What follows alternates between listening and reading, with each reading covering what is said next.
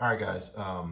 Here's a video I ran across my timeline called "How Adulting is Holding Back a Generation."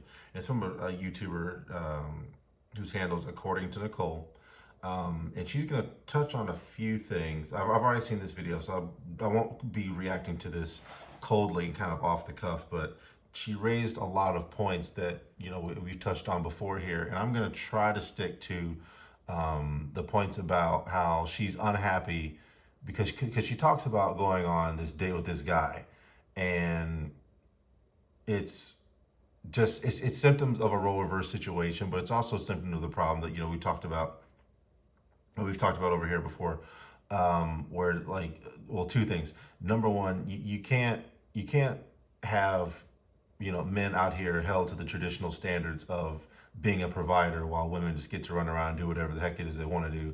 There's that, and then there's the whole thing of you're not going to have a society where you're not going to be able to pay people to live accordingly, but then still have the standard of living that you want to have and expect people not to be upset about it. So and I'll probably throw some things in between um, those points as we go along here. I'm starting the video a little bit sooner than I want to, just to kind of give a little bit of context, because she builds through her video and stuff, and it's a well done video. She's actually a good YouTuber. I've seen some of her other stuff, but when I saw that this video was made, this video was made a year ago, so it's not recent. Um, well, recent in internet YouTube terms, but I just wanted to go through here and kind of go through stuff that she talks about and just shows like, yeah, like this country's doomed. Like, and she's from Canada, but again, Canada is just, you know, America 2.0, or somebody wants to put it, and not like the second stint of America, but it's like, Canadians are basically just Americans who aren't under American jurisdiction. That's basically all it is, which that's very true. As they said, like what, like 90% of the Canadian population lives within 100 miles of the U.S. border. Like, yeah, so life's not much different between the United States and Canada, but nonetheless, this is still like just a symptom of the current problem that we're dealing with in the United States, and it's the same thing over there in Canada. So here we go. This is according to Nicole. We're just gonna get right into it. Doubt that from one generation to the next, there has been a steady slowdown in people's general progression in life, but in some ways, that's probably for the better.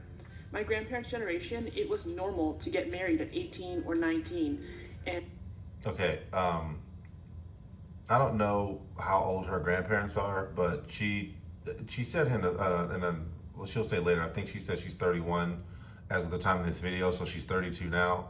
Like I said, I'm pushing 40, and my grandparents were the end of that generation. So when she said her grandparents were the generation that got married at 18, 19, I'm kind of wondering if she maybe has like age gaps in her lineage.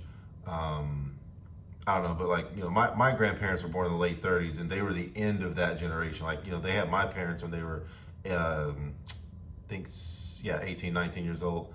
Um, but they were like the last of that age group. It's like as soon as they had my parents, people were then having kids at like, you know, 22, 23, and that puts you in like that baby boomer category. Like, people born in like 19, again, 45 to probably 1950. I'm gonna say that first window of baby boomers slash end of the silent generation.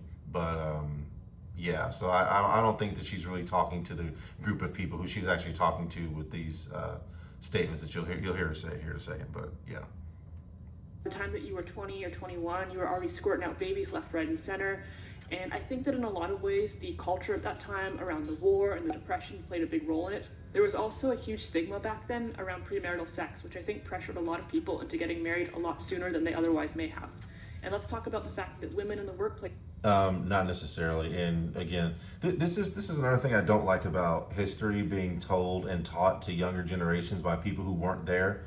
Now, luckily, I've only lost one grandparent, so my grandparents who were actual, adults of the 1950s, and again, adults being, they're 18 in the 1950s, because again, if you're starting families and having kids, before the age of 21, you're an adult. I've talked to them about life in the 1950s, and there's a lot of things that aren't true. I really need to like interview my grandparents about what 1950s life was actually like, because there's a lot of things that are inaccurate that people just say as a matter of fact in like a lot of YouTube videos and reflections of history. And then you look at like who taught, who taught basically my generation these things, and it's people like it's baby boomers. That's like, okay, well, baby boomers, while they were born, like they were children in this time. Like they didn't have an adult perspective of things, right? So it's like, how are you telling us what life was like in the 1950s as an adult when you were not born or in diapers, right? Like best case scenario, you would have been 10 years old in 1955, right? And that's if you're born in 1945, right when the World War II ended. So it's like, what do you know about paying bills and being an adult when you weren't one, right? Like you mean give you your perspective, but it's like you weren't having adult conversations at 10 years old and worried about adult things. Like you weren't trying to pay bills, you weren't focused on the future of the country. Like that, you weren't 10 years old having those kind of thoughts and ideas. I'm sure somebody somewhere was, but by and large, that generation wasn't doing that. But anyway. Weren't really a thing back then. It was very rare for a woman to have a job. They weren't allowed to have bank accounts or credit of their own. And so in a lot of ways, Okay. Without getting too far into it, the whole women having bank accounts thing, that's a bad faith argument, right? Like, and again, a bad faith argument is like one of those things of, you say something that's true, but that's not really true. It's framed in a way where it sounds worse than it is, or it's framed in a way to make you, think that it was one way when it was really not. The whole women not having bank accounts thing, like, yeah, legally speaking, that was probably true. I'm not denying that. But overacting like, women didn't have access to money unless a man somewhere said so. And it's like, I'm pretty sure that all on paper and legally that may have been the case. I highly doubt that, that was truly the case. I mean, how many pictures of the 1920s of women in, full length mink coats do we see? It's like, okay, they can't have bank accounts, but they're over here, living it up in the 1920s. Stop.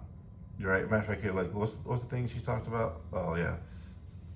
Women to have a job. They weren't allowed to have bank accounts. Yeah, like this. I'm sure if you guys can fully see that, but like the second part here, where it says technically women won the right to open a bank account in the 1960s, but many banks still refused to let women do so without a signature from their husbands.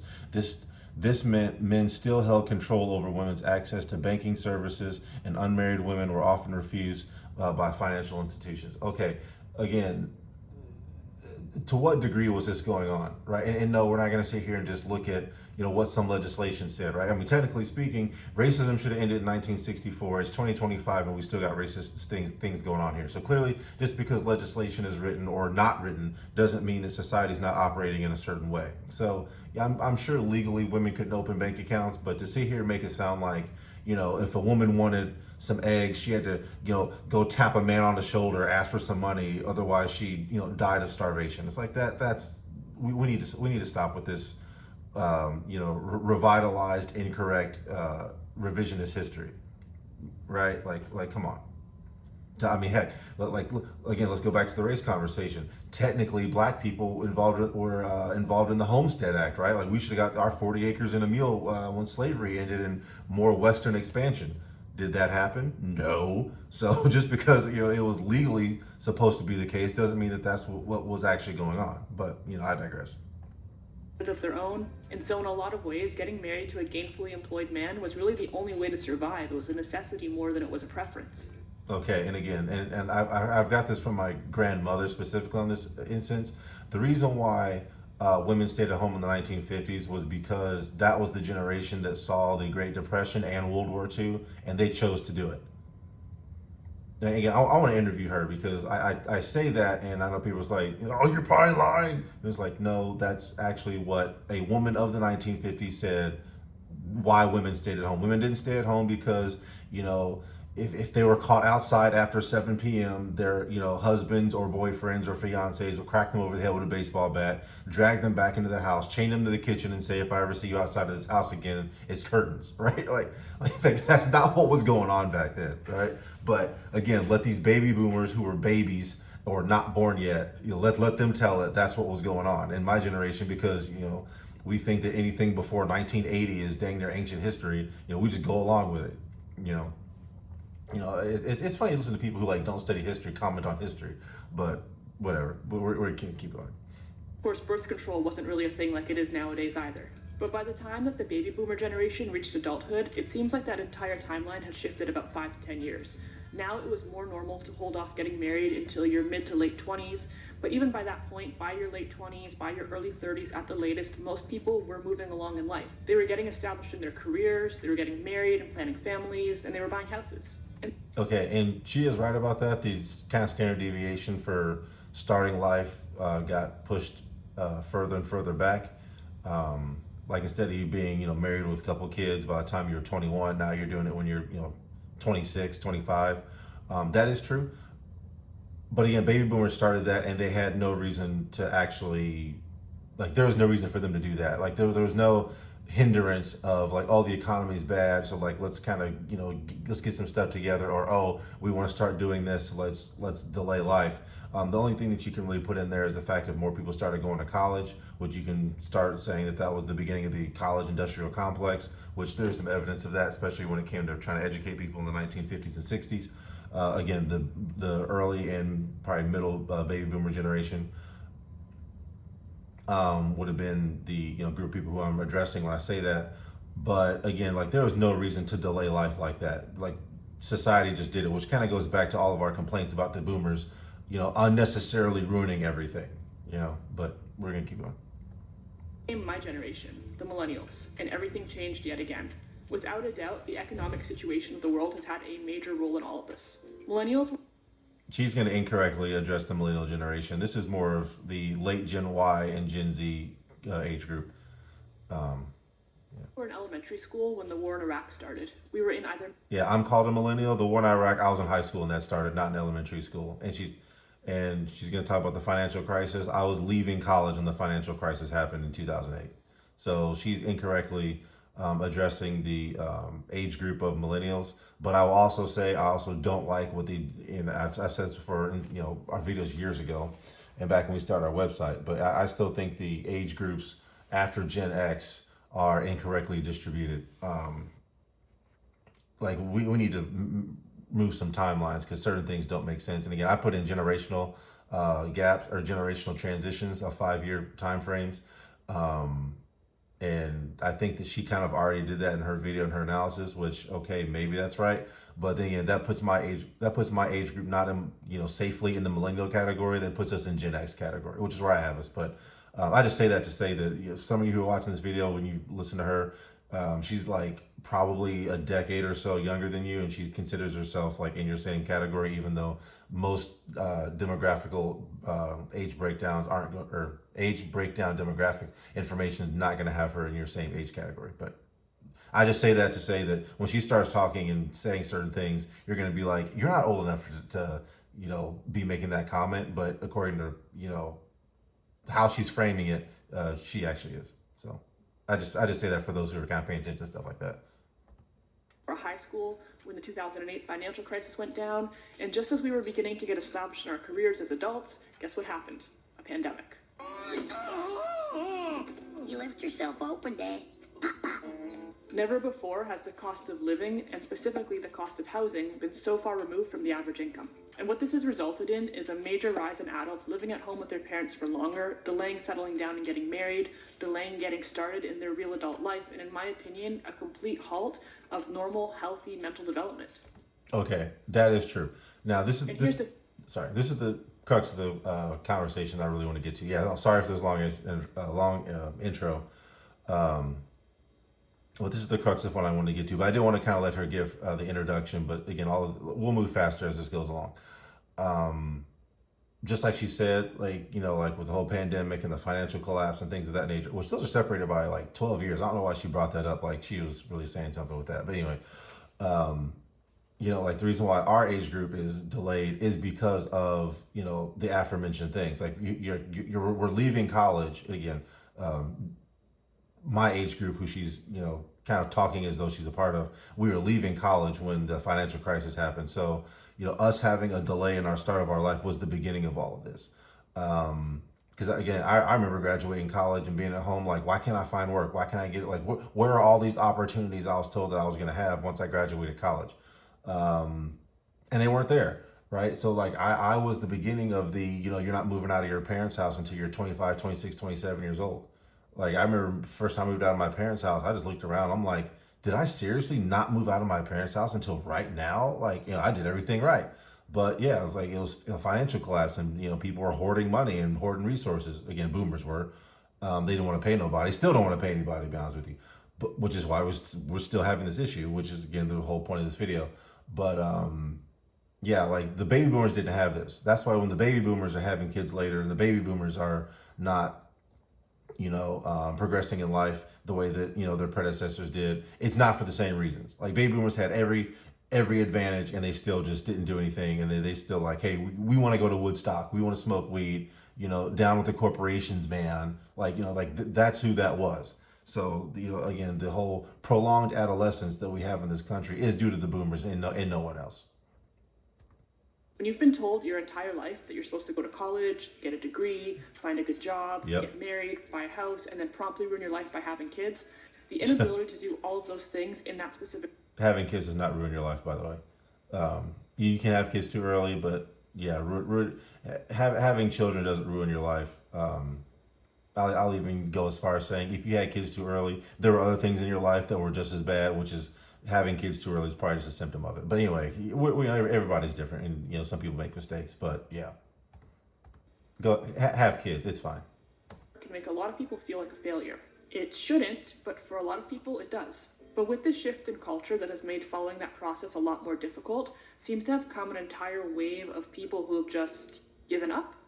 It's like many people have decided that because they can't afford to buy a house or to raise kids or to do whatever other specific goal they had in mind in the exact way they had imagined it, that maybe they shouldn't bother at all. Maybe then there's no point in even trying. Again, and that's a problem. And she's kind of starting to frame this in the sense of like, oh, this is just a personal choice, or you're giving up even though you have the opportunity to. No, some people just don't have the opportunity to. And when you reach a critical mass like that in society, then you're going to have a stalling of everything.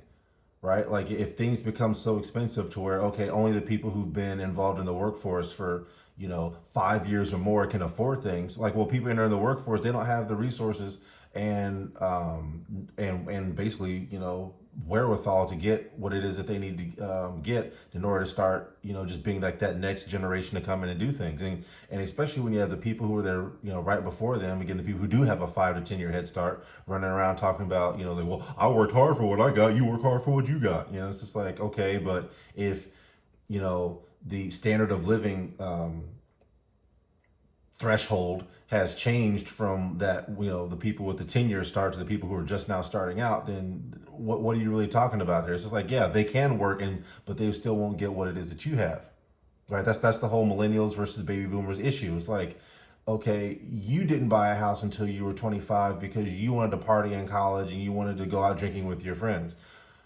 Our age group is not buying a house until 26 because we literally don't have money up until we're 26 years old, living at home with our parents, working a job for, X amount longer hours, right? Because then there's that old meme where it's like, baby boomers run around talking about, I put a down payment on a house with my summer part-time job. You got, millennials talking about, their 40-hour work week, full-time employment, talking about how am I going to make rent this month? It's like, yeah, those are two different economies, right? Whether you want to admit it or not. But yeah, like you can't have these major gaps in your society and then not expect things to stagnate and start faltering out. Result, more and more people in their late 20s, in their 30s, and even in their 40s are just refusing to grow up altogether. And it's a problem. But even still, Again, they're not refusing to grow up. They can't, right? It's like, again, there's a difference between I don't want to spend money and I don't have money to spend. Those are two different conversations. I don't want to be dismissive of the fact that things are expensive. It's rough out there. Life is not easy. If you feel like you're falling behind in life or like there's something holding you back from achieving your goals, therapy can be an excellent resource to help you overcome whatever it is that's getting in your way. Therapy's not going to get you paid more. I'm sorry. Like, now we're getting into what I really wanted to talk about, despite the fact that I know this has been a long video already. Again, coping mechanisms, right? Like, no, like therapy is not going to pay rent. Like, again, that costs money. Shit. Like, it's like you're not going to get a therapist if you can't pay for it, right? you can sit there and talk about, oh, there's free therapy, there's this, that, and the other. It's just like, okay, what's the quality of that therapy, right? Again, just talking and convincing yourself that your problem isn't really a problem. It does not fix the problem, right? Like that's not how that works. It's like, oh, just convince yourself that you don't have to live in a house. Then you not living in a house is no longer a problem. It's like oh, okay, like no, we can't have that, right? And especially when you want to sit here and judge people who don't live in houses a certain kind of way. And this is my problem of Western society. I was gonna say America, but it's really Western society, Western first world society. It's like we want to, like, oh, like let's change the standard of success, but still hold on to the old style, hold on to the old idea of success, and then talk about how everything's failing. It's like, but you just said that you're changing the standard, so why are you still judging everything by the old standard that you said you were getting rid of? That doesn't make any sense. We're gonna move on, and she's gonna do it some more. Encourage you to give it a try with the sponsor of this video, BetterHelp. BetterHelp Yeah, we're gonna skip past all this. She's trying to get that bread, so I get it. started and to get 10% off your first month. Thank you to BetterHelp for sponsoring this video. More Yeah, if you want to get involved in that, go visit her channel, look at her advertisement, and do it. But I don't do that here. often than not, I'm not the real Minecraft. Shout out real Minecraft, man. He plays the advertisements in our people's videos. nowadays, I'm meeting people who are around my age or maybe even older than me who are unemployed or precariously employed.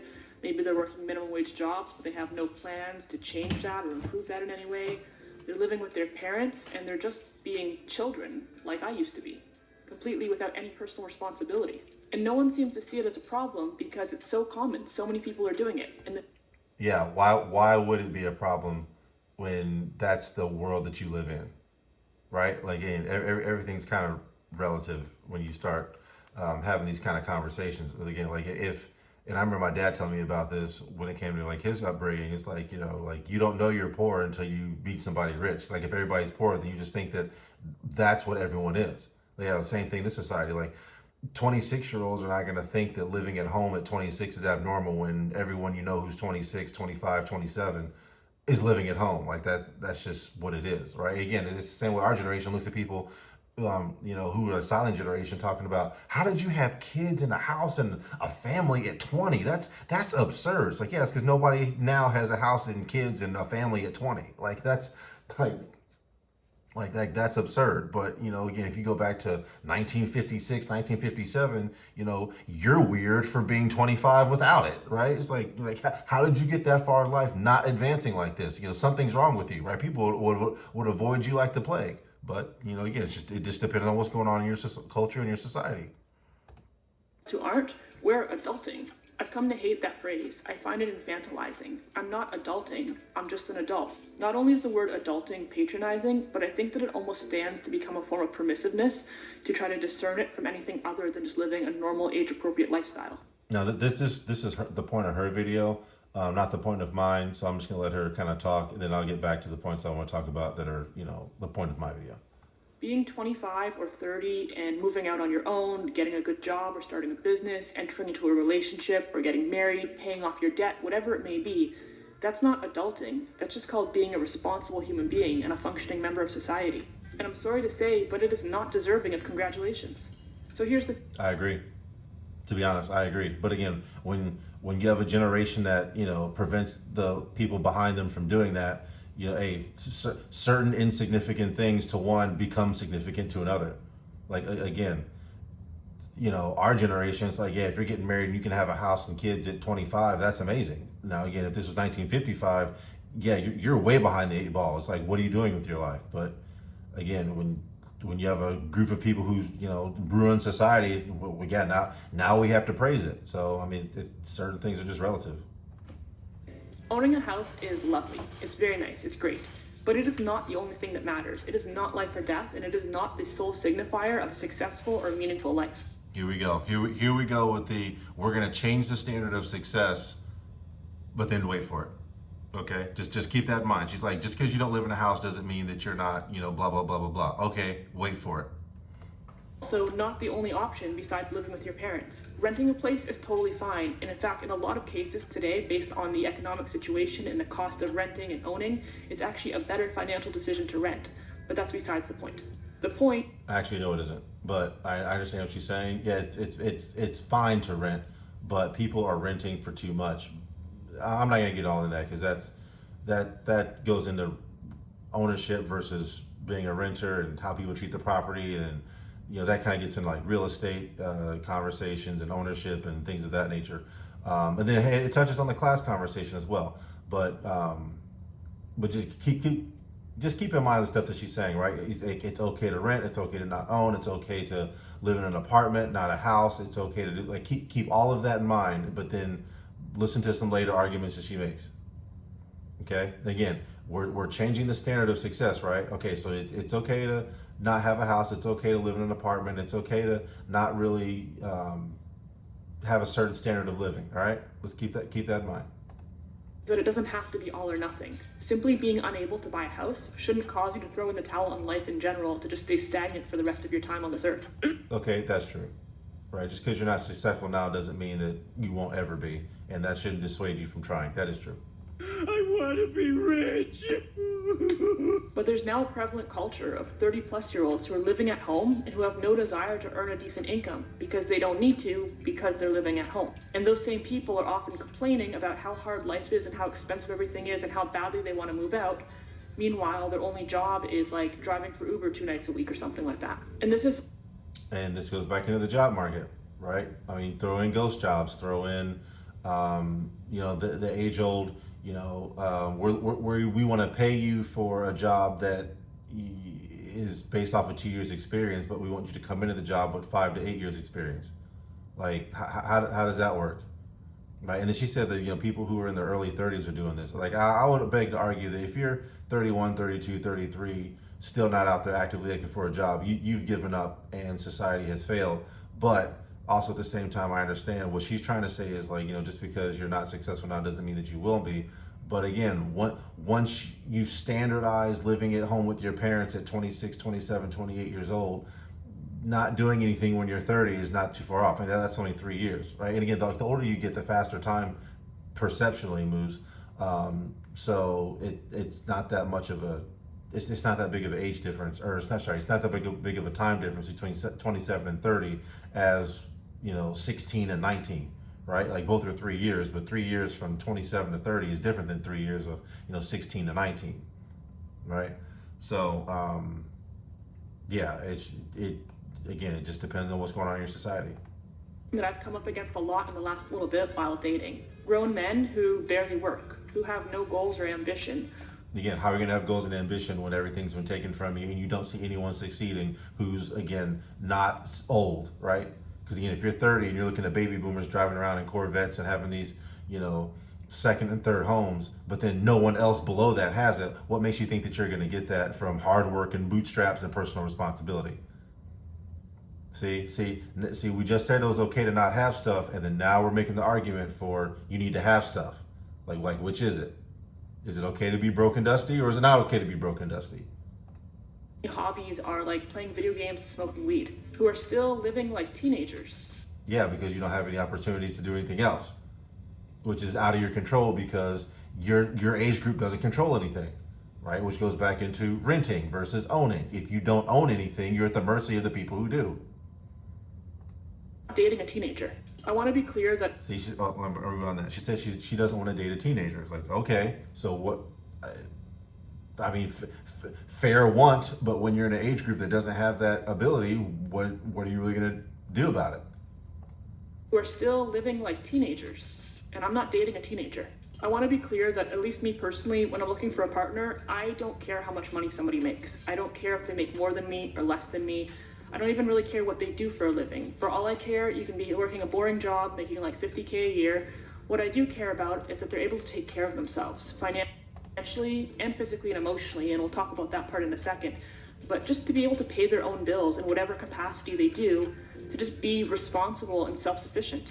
All right, we are going to listen to that entire little rant again, okay? I want you to take note of every single thing that she says, but also remember the environment that she described her age group as being living in, right? Of not being able to afford anything and things of that nature. Living like teenagers, and I'm not dating a teenager. Here we go. I want to be clear that at least me personally, when I'm looking for a partner, I don't care how much money somebody makes. I don't Okay, doesn't care how much money somebody makes. Care if they make more than me or less than me. Doesn't matter if they make more or less. Okay. I don't even really care what they do for a living. Doesn't okay. Job occupation doesn't matter. Which, for those that don't know, women really do care about what your job title is. Not really necessarily like title also matters about how much money you work. Or sorry, title also matters with the amount of money that you make. Like I forgot who it is. Somebody did there was a YouTuber out there who did a thing talking about how like a woman would rather date a doctor who earns $100,000 a year than a plumber who owns their own business and makes $500,000 a year. Like it was really crazy. It's like women like, oh, I'd rather date a doctor. It's just like you're gonna take a $400,000 a year in income cut just to say that you're a doctor. Like wow. But yeah, but see, stuff like that matters to women. But anyway, she just said that okay, it doesn't matter what you are. You know, her personally, she's fine with it. All right, let's keep going. And again, a lot of women say this, but we're gonna move on. I care you can be working a boring job, making like $50K a year. What I do care about. She's okay at you making $50K a year. All right. Which, by the way, that's by the time of this video, that's probably still right below the national average here in America. The national average is increasing, but it's only increasing due to inflation. It's not due to increase. It's not increasing due to actual buying power and wages increasing. But yeah. They're able to take care of themselves financially and physically and emotionally, and we'll talk about that part in a second. But just to be able to pay their own bills in whatever capacity they do, to just be responsible and self-sufficient. Okay, so she said, I want you to be able to pay your own bills and be responsible and self-sufficient. How are you going to do that when companies aren't willing to pay their employees the money to be able to do that? Right? Like let that sink in. Like you don't care if a guy makes $50,000 a year and it's a boring job. Okay, but if his boring job wants to sit here and argue with him about like, you know, well, we pay you $40,000 a year and, you know, we're going to limit your overtime and you should be happy with that. So quit complaining. And I use that example because that's what a company who I used to work for, that was the argument that the higher ups used to tell us when you know, us under employees. And again, when I worked there, I was in my early 30s, and they were telling us, you know, like we pay you plenty. It's like you got people with like kids over here talking about, you know, you should be happy with $40,000 a year, even though the national average at that time was like 50. And people over here, you know, spending time away from their families doing work for them while they got to go home. It's like, bruh, are you serious? And this is a common thing, but you know, all right, whatever. But yeah, like this is the standard she has for herself. Like, so she wants you to basically be able to take care of yourself, despite the fact that you can't take care of yourself due to the fact of, again, you don't own anything. Like, how does that work? How are you supposed to take care of yourself and pay for things when you don't have a business to pay, or to bring in money for you to pay? Bring in money for you to pay for the things that you need for you to be considered, you know, a suitable partner for dating and marriage. How does this work? And again, I almost ask that question of women in general because they all keep saying it's like, I don't care if you don't have a lot of money, just have some money. But it's just like, at the same time, when they can't buy stuff, it's like, oh, the job market sucks and blah, blah, blah. But it's like, okay, the job market doesn't just suck for women. It sucks for men too. Like, I don't understand. Like, again, complaining about the new standard, but still wanting to keep the traditional standard, but then complaining about how the traditional standard was, you know, not working. Absurd. Anyway, let's keep going. Story time right now. Actually, I'm going to give you 2 story times just because I'm feeling generous. So story time number 1 was... Okay, remember, keep in mind everything she just said. Doesn't matter how much money you make, just enough to take care of yourself, absolute bare minimum basics. But then she also set the stage to let you know that nobody can afford anything because nobody's making enough money, and this is why people are staying at home until they're 26. Okay? So keep all that in mind. Like, we have 2 contradictory arguments, and now she's going to sit here and complain about men who are in the very situation that she just got done complaining about that's not fair to her generation versus previous generations. This is why marriage rates are going down. This is why men are walking away from relationships, and this is why women are having such a tough time. Because again, women don't take care of men, right? She just said that. Like, you have to pay your own bills, you have to do all this. Even though, you know, the stereotypical feminist argument is that they can, it's okay if they make more money, it's okay if they pay the bills, it's okay if we have role reversal. But she's about to sit here and complain when she's not in that situation. Point, like, We're just gonna listen to the first, her first story, by the way. Last year, I had met up with a guy. We went out on a first date. There was no immediate red flags. He seemed nice enough. Everything was going fine. But within the course of this first date, on 2 or 3 occasions, he asked me a question in a way that I thought was phrased pretty weird. He said something along the lines of, So, like, what do you like to do? Like, do you like to go out on cute little dates, or do you prefer to just, like, hang out at home? and I was like, what kind of question is that? I actually Yeah, it's because he's broke. I know that he's broke. And again, I've seen this video before, but this was my first initial thought. Was like, he's broke, because I was in that same situation where it's like, oh, what do you like to do? What do you like to do?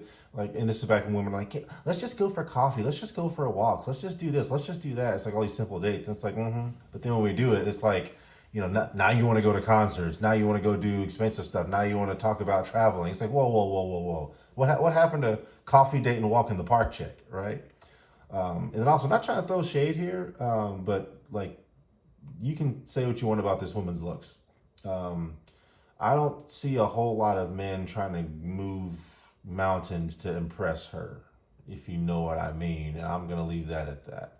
Sure, she's a nice person, but men are motivated by what they see, whether you like that or not. So as she's complaining, keep that in the back of your mind as well.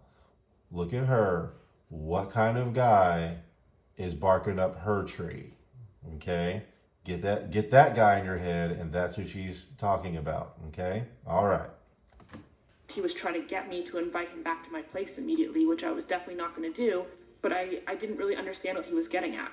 And when we made plans to meet a second time, he started giving me the runaround as far as what he wanted to do. I was like, hey, why don't we go for coffee? And then he's like, well, why don't we go for a drive? And I was like, a drive? Like, where? Why? And then he's like, why don't we go for a walk? And I'm sorry, like, I don't think that I am that much of a high maintenance person. I don't think that my standards are out of control. I don't do walk dates. Okay, I've done them before. They're terrible. They suck. I hate them. That's an ideal date for a golden retriever, not for me. Okay. So it doesn't matter how much money you make. Just have basic stuff, okay? And then you want to go do things that basically aren't free, and you hate the things that are free or basically low maintenance. So you're low maintenance, clearly. To me, she has all the signs of being a low maintenance girl. But you don't like low maintenance dates, which again, this is also another sign of the definition of low maintenance for men versus women. But yeah, you're dealing with a guy with no money, and you don't like what it is that he's offering because he has no money. Okay. Remember the stuff that she said earlier. Okay. Exactly. It's like, why don't we just go out for coffee? And he was like, finally, okay, fine, let's go for coffee. And remember, when it comes to the dating world, men are the pursuers. So he has to ask you out, and he has to ask a whole bunch of other women out, and those coffees add up. Especially like when you're broke, stuff adds up. That's why he's like, let's go for a drive. And me, in my personal opinion, if I ain't got no money, we're not going for drives either. Like, go for a walk, sure. Go for a coffee, maybe once, if you look good enough, right? But again, he's probably trying to date other girls as well. Maybe not simultaneously, but what are the chances that he's going to get a call back from you? What are the chances he's going to get a call back from that other chick? What are the chances that, he's going to get paid? There's a whole lot of math here. Like when you're poor, you'll be surprised on how expensive basic things are. But again, you only know that if you don't have money, and a lot of guys don't have money. And we're not going to talk about the actual gender pay gap on how basically men under 35 are being paid less money than women under 35. But that's a whole other conversation. Or not 35, is it 30? Is 1830 or 1835? Somebody in the comment section write it if you even got this far in this video. But yeah, we're in an era now where women actually make more than men up until a certain point.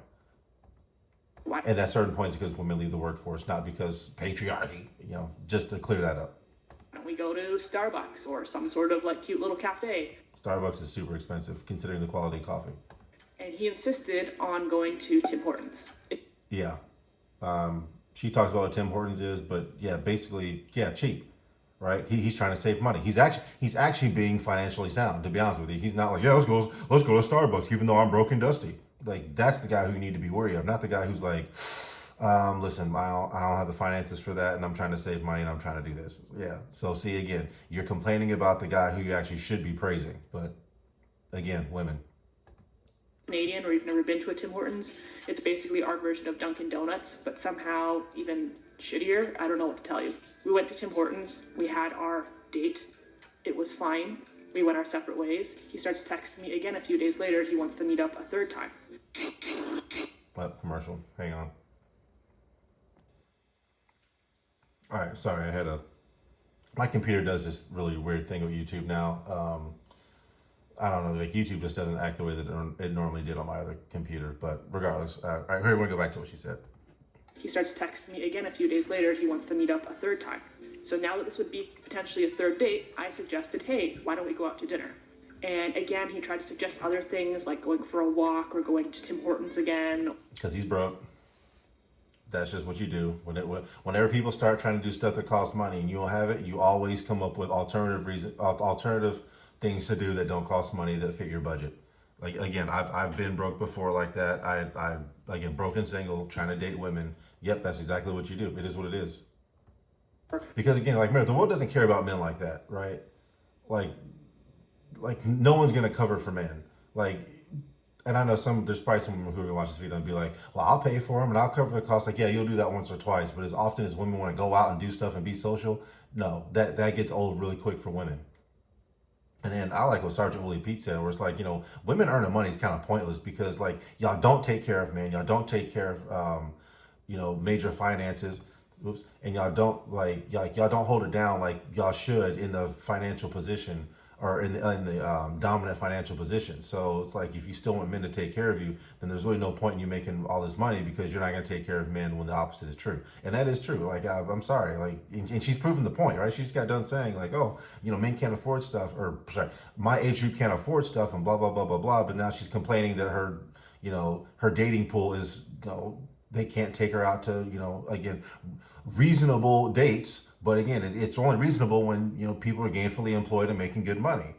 So again, who are you really mad at here? And again, you just got done saying like, oh, it's better to rent than it is to own. It's like, okay, well, when you don't have possessions, this is the behavior that you're gonna get. Yeah, I mean, it is what it is. Else, and I was just like, what is going on here? Finally, he comes out and admits, he says to me, oh, well, I just don't really have the budget to go out for dinner. Yep. And I said, to be totally clear here, I'm not expecting you to necessarily have to pay for me. Like, that's not a big deal to me. Right now. Now, yeah, I thought she was younger than this, and then she goes on later and says that she's in her early 30s. But, and again, women go through certain stages and phases of life, as most people do. But, like, it's okay now, because, again, look at her. She's low maintenance. But, once women get to a certain age and again, their surroundings start to have different expectations, that bar moves whether they want to admit it or not, right? She's trying oh, I'm just some cool, chill girl, and I'm blah, blah, blah, blah, blah. See, she's advertising herself oh, I am the, go for a walk in the park girl, right? But then again, I guarantee you, once she hit about 27, 28, 29, 30, now she's like, no, I'm not going to Tim Hortons. No, I'm not walking in the park anymore. No, I'm not. It's like, yeah, but you just got done saying that being dusty was okay because, economic reasons and, woe is our generation. But now you're no longer accepting of that. And she goes on later and says that, she makes money. But yeah, see, it's funny how that standard changes once your specific life changes. But again, if people around you don't change, then you really can't help that, right? So it's like, yeah, if you want to date broke dudes, then this is the behavior you're gonna get. Sorry, ladies, it is what it is. I'm talking about going somewhere and dropping $200 or $300. I'm talking about going out for a burger and fries, and it would cost maybe $20 to $30 per person. $20 to $30 per person when you barely have any money is a lot, right? And again, she's from Canada, so I'm not sure what the conversion rate is, but I'm pretty sure US dollar and the Canadian dollar is close enough to where $20 here is $20 there. But again, being older than her enough, when you don't have a job or you're not gainfully employed, yeah, he can probably afford to take you out to a burger and fries. But it's a burger and fries Friday. It's coffee on Saturday. Then I'm gonna see you again on Monday. Then it's going out to here. They'll say that stuff adds up. Right? And again, because she's being treated or because she wants to go and do something, she's only looking at that one incident. But it's like, no, you're gonna want to go do other stuff, especially if you like the guy and you want to like start dating on a somewhat regular basis or even be exclusive. Like, no, it's not just coffee one time. It's not just a burger one time. If it was one time, then I would be right there with you. But no, like, no, again, like I'm married with 2 kids. Like I've been there before. I've been the guy in this situation before. No, it's not just that, right? And he's taking into account all the other stuff that's going to happen to him that you're not going to pay for. Like if his car breaks down, he's not going to be like, "Can you give me money to take care of my car?" No, you're going to be like, no, like I don't have the money, or I don't like we're not at that point of our relationship, or we're not this, or we're not that, or why don't you have money? We went to Tim Hortons. How come you can't fix your car? Right? It's like it just doesn't work. It doesn't work. Go, oh, well, I have to pay off this thing and that thing, and yeah, I just don't Yep. See, told you. really have the funds for it. And Yep, you don't. And sorry, but that's the reality for men. We don't have the funds for it. No one's coming to our rescue. We got to make do. I'm sorry. Like this guy is right, whether you like it or not. The guy who she's dating was probably way more responsible than she's giving him credit for. Maybe, right? Again, I don't know. He probably is one of those lazy guys who doesn't want to get a job. But also at the same time, again, we've already covered this. When everyone around you is broke and dusty, that's just the new normal. I decided at this point just to kind of cut him loose. This is not about money. This is about lifestyle Yes, it is. stages. To me, Yep, lifestyle stage. It's the same thing. Money indicates your lifestyle stage, right? And I will say, like, and this is something that wealthy people told me, not me personally, but in just some circles I was running in. People of vastly different class statuses can't hang out with each other, right? I mean, even if she wants to sit here and talk about how she doesn't make a lot of money, which I saw some other videos, she makes decent money. She makes way better money than most people her age, by the way. You can't date the guy who you grew up with if you now all of a sudden have something going for you where you're earning $60,000-$70,000 a year. Not that she makes that, I'm just using that as an example. And then the guy who you want to date is only making $30,000 or $40,000 a year. Yeah, y'all can kick it, y'all can talk about old times, but as far as like being a couple and you want him to basically spend money like he has your kind of money, that's not gonna happen. And especially when you're trying to hold him to the hey, take me here, take me there. It's like, oh, I'll pay for myself. You'll pay for yourself initially, but eventually you're gonna want him to pay for it, right? It goes back to the old adage of when women's perspective of his money is our money and my money is my money. Right? It's like, yeah, like that's how women operate. And that's how men are told to operate. Like your money takes care of her and the kids. That's what men are taught. But the women say like, no, it doesn't have to be that way. All right. But then here we are on the dating stage and she's experiencing it not being that way and she's complaining. Right? And she's not the only one. And again, like look at her. She's not a supermodel. And this is what men are talking about. It's just like, well, if I'm going to sit here and be ridiculed by chicks who look like this, then no, I'm going to smoke weed and play Xbox. Sorry. Right? And can you blame him? It's just like, if you're going to get ridiculed by her, I'm not going to disrespect her because, she's probably a nice person, I guess, whatever. Like if I have to sit here and be ridiculed by her, it's like, oh, heck no. Right? It's like, what's the point? Like, if a supermodel says all of this stuff, all right, fair enough. You're the top of the food chain of women, and I'm down here, and you don't like it, and all right, fine. Yeah, I just gotta take that L. But it's like when you got this, like look at the acoustic guitar, the like no makeup, the just basic hair, like not really trying, and it's like, oh, this is ridiculing me, and this is what I'm supposed to be told that I have to accept. It's just like, yeah, whatever. Right? And to be honest, ladies, this is villain origin story material. This is how villain origin stories are started, right?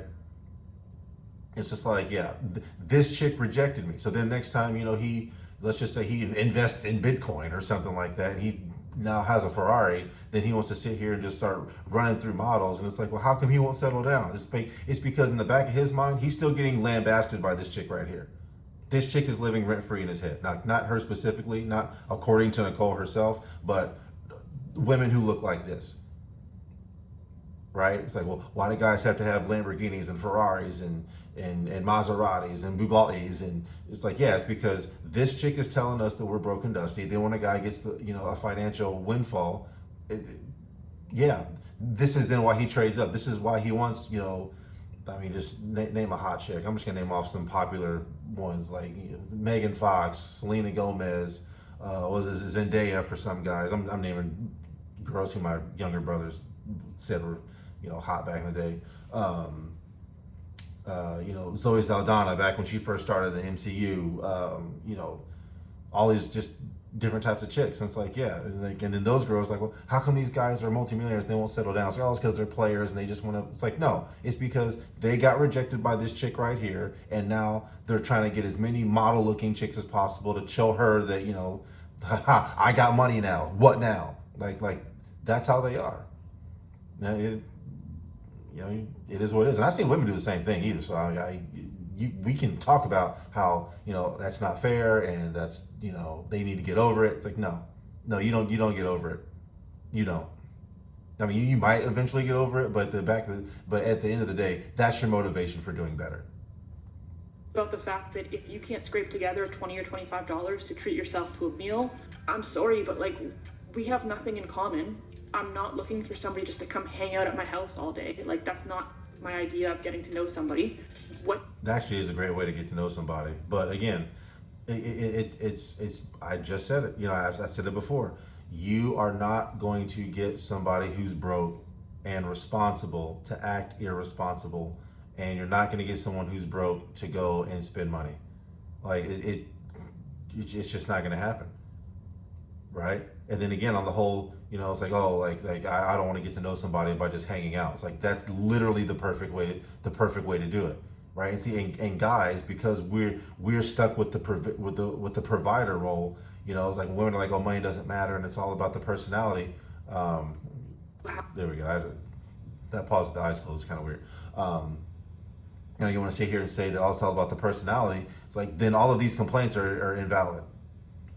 If it's all about getting to know the person and it doesn't matter how much money you make or what your job title is, it's like, okay, then what are you complaining about? There's nothing to complain about if job title doesn't matter and it's all about personality, it's all about this, that, and the other. It's because it is about that. It is about how much money you make. It is about what you can provide. It is about all of that. Otherwise, she would not be complaining. And again, according to Nicole, she's not different than any other woman. Right? And again, how good a woman looks just determines what that bar is for what the treatment is. But at the end of the day, they do expect treatment that costs money, right? I'm just going to say that, yeah, in my opinion, according to Nicole, is below average looking. But she's still sitting here saying, hey, this is the standard. And the standard that she's setting is still based off of the traditional aspect of men having gainful employment and money to take women out. It is what it is. And she's like, well, I'll pay for myself. She'll pay for herself initially, yes. But she won't do it long term. She'll pay for you initially, but she won't do it long term. Right? Again, complaining that the traditional way is not working, but advocating for non-traditional standards to be in place. Like, no, you can't change the bar of what the standard is and then expect the same result. Especially when you lower it. Like, you can't lower the bar to, oh, you don't have to do this, you don't have to do that, you don't have to do this, but then complain that you're going to Tim Hortons. Or complain that he wants to go on walks, or sit in his car, or have you come over and we watch television, whether it be Netflix or Hulu or whatever that he probably doesn't pay for, or he does pay for, and he pays for it because he thinks that this is an adequate date because I'm broke. It is what it is. to offer to me. I don't want that to sound rude. Maybe it's rude, whatever. See, well, I'm not trying to be rude, but seriously, but I deserve the best, right? Or I deserve what I want. That's how women are. Get used to it. They're not going to change, right? And this is why they say, when I find it funny when women complain like, "Oh, it's a man's world." It's like, yeah, it's a man's world because you demand things of men that are provider things. Like you can't hold someone accountable for providing, get mad that they don't provide, but then don't want to provide yourself in that same capacity. And I know she says like, oh, I have my own money and I do this and I do that. It's like, okay, well, if you have your own money, you do this and do that, and money doesn't matter, then you pay for the day if you really want to go out and do it, and then quit complaining. Right? Because again, men, we don't do this. Men don't sit here and say, I took this chick out to a concert, I had to pay for both tickets. Men don't do that. Men love to be the one to pay. Right? And real men aren't running around talking about, oh well, she's not a real woman unless she can pay for half. It's like no real man is saying that, right? And again, men who say that are they're broke and dusty, and they're not going to go very far in life. It is what it is. And yeah, I said it, and man, you can get mad at that, but it's true. Basically told him that in the nicest way that I could. I said, I totally respect the fact that you're trying not to blow your budget. Overall, I think that's a green flag. Like, I think that being financially responsible, I of all people would respect that. Yep. But so she just laid out that she's very aware that this is actually a green flag and this is behavior that she should be interested in. Yes. And ladies, that is I just said it earlier. This is what you should be looking for. That's actually a green flag. But the whole point of what I would want in a relationship is somebody to do stuff with, somebody to go out to eat with, somebody to travel with, somebody to have fun with. And if this guy doesn't even have like $25 to go out and get a casual dinner, he's not the guy. It's just not. Exactly. It is about the money. And no matter how low key they want to sit here and say they are, everybody wants to travel. Everybody wants to go do stuff. Nobody wants to sit at home all day and not do anything. The problem is that as soon as you leave your house, things cost money. This is why men need to be the ones earning money over women. Not that women shouldn't ever have money, but again, women aren't trying to cover the cost of expenses for everybody. They don't like doing it. They don't want to do it. Again, look at how low key and subpar she talks about, she has other videos where she talks about how it's like, get rid of standards and live a minimalist lifestyle, blah blah blah blah blah. And I will say, yeah, she is low maintenance relatively speaking, but at the same time, she's not trying to stay at home, and leaving the house costs money. It is what it is. And this is the part that infuriates me about women. It's like they say, oh, well, I'm simple, but then it's like, yeah, simple goes from coffee dates are acceptable to now you want to sit here and you want to go to a concert and you want to sit in the seated section. It's like, yeah, everyone starts off at the lawn. Fine. But don't sit here and say that the lawn is okay. Because when you tell men that the lawn is okay for eternity. Say, hey, I'm fine with sitting at the lawn, but the goal is that I want to be sitting up in the third row. That's what I'm about. I'm a third row chick. It is what it is, right? And tell him for that from the beginning. Like, you got lawn tickets, let's go to the lawn. But, if we're going to be together, I need you to want to sit up there in the third row. It is like, but if you start out the relationship, you're just like, hey, I'm a low maintenance chick. I'm really cool. We can go to Tim Hortons. We can go on a coffee date. Then that's what you are for eternity. Right? And the moment you try to increase your standard of living or increase your expectations just because, oh, well, I'm 30 now, I deserve better. I'm 35, I deserve this. I'm 40, I deserve this. Then you are no longer going to be, that's no longer your dating pool. But see, some of you women need to be more honest about that. But regardless, I'll let her finish because she has another story and we're not going to go over it. But it's the same thing in a different way. Or in a different, like, she talks about dating this older guy and blah, blah, blah, blah, blah. But it's still the same thing. He's broke and dusty and she's mad about it. Right? And the thing is that he told me what he did for a living. It wasn't what I would consider to be a gainfully employed career. And when I said to him, so is this kind of your long-term game plan, or is this a job you're doing just in the meantime? He expressed no interest in changing his situation, which to me was the problem, right? Like, if he's going, hey, I'm working this kind of crappy job. That's very, I get what you're saying, and I agree. If he's not trying to do better, you need to look at why. Because he's not trying to do better because he can't, or is he not trying to do better because he doesn't have that drive? Is he not trying to do better because, what opportunities does he have? Right? Because that's another thing that goes on in this country is that people keep thinking that everyone has equal opportunity, and that is not true at all. Again, being a former broken, dusty guy with no opportunities, if I was to literally start from zero tomorrow, I could probably work my way back up to where I am now in a reasonable amount of time because of the knowledge and stuff that I've gained. But there's other people I know who have way more money than I do, where if you took away everything that they had, they're just going to be homeless until they die because they don't know how they got the lifestyle that they have and the people who worked to surround them, who worked to provide the lifestyle that they live. Right? So again, if you're talking to a guy who doesn't see better, then no, he's not going to go and try to aim better. and you upping your game plan and you upping your requirement, like, hey, I don't want to go to Tim Hortons, I want to go to a concert. Lawn section's fine for right now, but if eventually I want to be, maybe not third row, maybe, she's low maintenance. So let's just say 30th, 40th or 50th row. I don't know how big their venues are in Canada, but, like, yeah, he's not going to do it.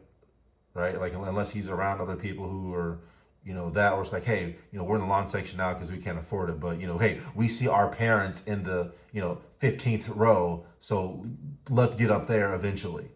Right. But again, if he's around other lawn seat people, I'm just using a concert as an example, then yeah, he's going to be in the lawn section for eternity. And that just is what it is. So again, like me personally, looking at her, it's like, if you're this minimalist lifestyle, you should be praising these guys who have zero goals of actually trying to achieve, right? I'm sorry, isn't that the capitalist nightmare? Isn't that the overabundance mentality, right? It's like, why should he do better? Like, well, he's underemployed. It's like, okay, but you just said money doesn't matter. Right? See, like, go back to what she said earlier. It's like, oh, well, I don't care how much money you make. It doesn't matter, blah, blah, blah, blah, blah. But then now look at all her complaints. Look at her complaints. And she tried to, kind of cover it, saying like, well, oh, it's not about the money. It's about the fact he doesn't have any drive. It's like, okay, that's fine, but that's not the same argument. But then again, you're complaining about his lack of drive, which would do what? Give him more money to take you out on dates. So see, we're right back to the money conversation again. So it is about the money, right? Because I've met wealthy dudes, again, whose wealth has been provided for them, who have zero drive to do anything, but because they can still take girls out and they can still drive their, expensive car that their parents bought for them, women don't care. Right, girls aren't over here like, he has no drive and ambition, and I'm tired of sitting around in his BMW just talking about his little financial investments that his parents are covering. It's like, what is that like? Okay, your parents are covering it. Like, what investments do you have? Like, no, women aren't running around saying that. They're like, oh yeah, so and so's picking me up, and we're gonna go out to eat tonight. Right? It's like the drive and ambition be damned. Like, they're going to a steakhouse and a BMW. 4 Series, 5 Series. It's not about driving ambition. It's about money. Okay, man. It's about money. It's always been about money, and I know a lot of men understand that. But I'm speaking to the guys who are like me, who listen to girls like this, and it was like, and again, I'm a generation before all the I call it like the post Fresh and Fit era, where it's like women's lives have been exposed. Post Fresh Fit, post whatever podcast, who've exposed all this stuff before. But these women who sit here and talk about how like they're minimalist and it's not about the money. It is about the money. If she has an internet connection, it's about the money. Live your life like that. If she has access to the internet and social media, it's about the money. Point blank, period. So I'm gonna let her finish. That's pretty much all I wanted to say. Like, guys, it's about the money. I suggest do it legally. You can do it illegally. I don't advise that. You will go to jail, and then you'll be back to square one. But yeah, it's not about how you get money. It's the fact of, do you have money? Because I'm working on building this thing or getting this degree or getting into this field, no judgment at all. I think that's fine. I totally get it. But if you're telling me that you are happy in the situation that you're in, he was living with like a bunch of other people from what I remember. So he doesn't live at home. So again, note all of these things, right? It's like, oh, I want you to, not live with your parents. He doesn't live with his parents, and you're still complaining, right? He's fiscally responsible. He's telling you, hey, I can't afford this, and you're complaining. Again, it's like, you want the traditional standard, but you want to live in this new age, whatever. It was like, oh, money doesn't matter. It's all about your drive and blah, blah, blah, blah, blah. And it's like, no. Like, he probably doesn't have drive because he doesn't have money. Like, no one's going to sit here and look at expanding their horizons when they don't have the money to expand. Like, that's just not a thing. I'm sorry, it isn't. You're happy living in this environment. You're happy with... I don't know if he's happy. He probably just accepted his fate. He probably just thinks, I don't have money to do all this stuff. This is my new reality. And that's the way men are. I'm sorry. That's the way men are. Unless you actually see that you can advance in some way or another, men will look at a dire situation and go, this is the way life is now, survive. Or if they do have ambitions to do better, and you only have ambitions to do better if you've seen better.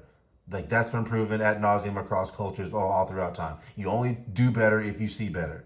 If everyone around you is broke and dusty, you're not going to know what wealthy is, and you're not going to aim for it because you don't know what wealthy is. That's just not a thing. So again, when she's talking about this minimalist lifestyle, I'm really interested to know who does she hang around who's lived this minimalist lifestyle for her to be complaining about a guy who seems to be a minimalist. Just to be honest with you, but I don't know.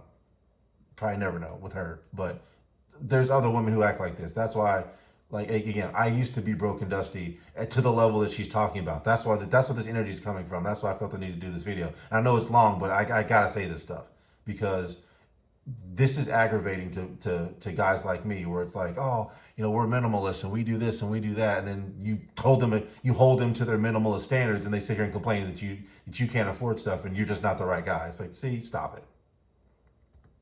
That doesn't pay you enough to even let you go out for dinner once in a while, and you have no Once in a while always increases. Sorry, again, been here before. It always increases. plans to improve that. I'm sorry, we're not compatible. It's just not going to be a thing. Yeah, I don't want to be the guy who's broke. Just say it. Nicole, just say it. You and all the other girls like you, just say it. You're broke and dusty and I can't handle that. I preach minimalism, but I want to be treated to a certain standard that is not minimalist.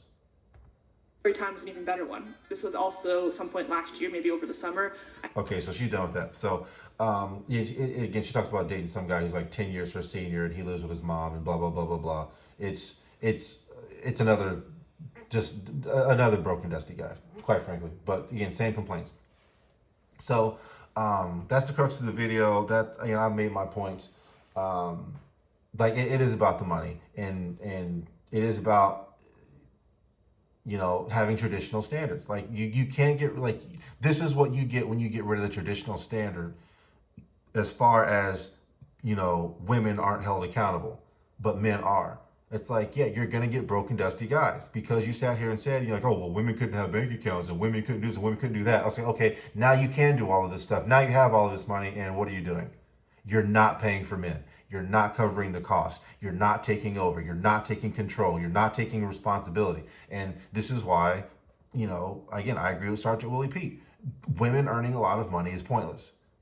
Because again, if you're not going to take on the financial responsibility for the long term, when you want to make long-term decisions like this and long-term changes like this, then what are we talking about? It's like, I want to steer the ship, but if I hit something, it's not my fault. That's not how that works. That's not how steering the ship works. That's not what being the captain is about. If you're the captain of the ship, you're wearing the uniform, you got the rank, you got your hands on the whatever they call that, it's the steering column, the steering wheel, the yoke. Well, the yoke is the airplane term, but you know what I mean. That little, just the steering wheel. If the ship hits something, it's your fault. Like, no, you can't be the captain, and then when something bad happens, it's the first mate and everybody else's job to take over. Like that, no. Right? And then when they fix it, then, oh, I'm the captain again. I'm the captain now. Right? It's like, no. That's not how this works. And men of substance know this, but see, y'all fight against it. And that's why, it's hard to get other men to step up to the plate, because it's like, again, look at her. Like, this is giving you attitude, and you want men to step up and do what? Like, nah, man, no. That's too much work. It's too much work. It's too much responsibility. It's too much hassle. It's too much headache to have, this image talking about what you're not doing, and then say, oh, you should shoot for the stars. It's like, I'm gonna shoot for the stars to impress her. No, if I'm gonna shoot for the stars and to impress somebody, when I get into my expensive car, Megan Fox is sitting next to me, right? Zoe Saldana is sitting next to me. I don't know, it's Hispanic. Let's just go with pre-tattooed. Sorry. I saw a picture of her tattoos. She's to me, it's just like, oh, no, you didn't. But Ariana Grande. But it's like, pre-tattooed Ariana Grande is popping out of the side seat, right? Not her. Because you remember, she's minimalist, allegedly. Right? So it's like, come on now. Like this, like, you're not gonna have a society like this. This is why things aren't working. Right? Like, and I said this before on Twitter. It's just like, man, like, again, the the below average looking women are talking awfully mad stuff, you know, to men. And again, there's male equivalents of this. It may be her dating pool. I don't know. I'd have to look at the guy and see. But yeah, this is why society's failing. This is why birth rates are down. But anyway, I believe all these points. You get the point I'm trying to make, and the points that I have made. Yeah, and until this changes and goes back to the old way, this is what it is. So that's my video, John from XY Rising.